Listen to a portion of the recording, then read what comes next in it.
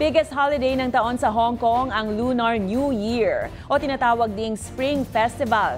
3 araw ang selebrasyon para salubungin ang nalalapit na season of spring kasama ang buong mag-anak. Silipin natin ang mga pagdiriwang at tradisyon mula sa Hong Kong sa Balitang A to Z ni Paul Henson.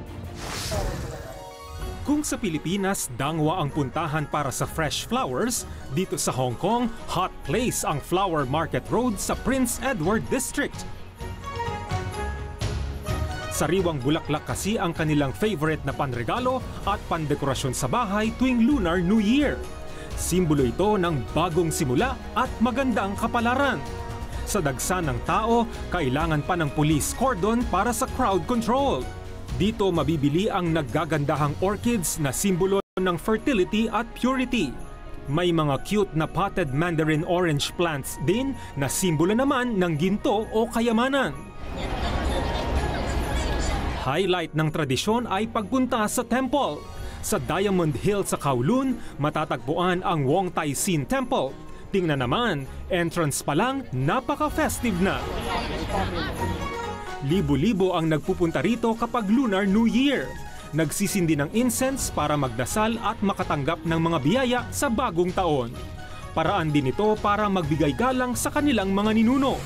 Ang Wong Tai Sin Temple ay isa sa mga pinakasikat dito sa Hong Kong.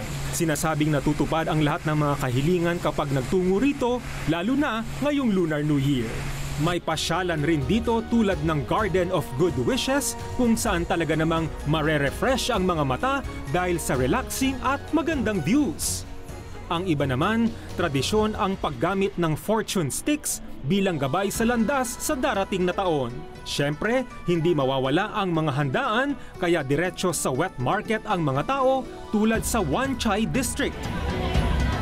Mabili ang mga isda at iba pang seafood na simbolo ng kasaganaan at magandang negosyo at mga prutas na simbolo ng swerte. At dahil 3 araw ang public holiday sa Hong Kong, kanya-kanya ng bonding ang family and friends. May mga nagtutungo sa iba't ibang top attractions katulad ng Nanlian Garden.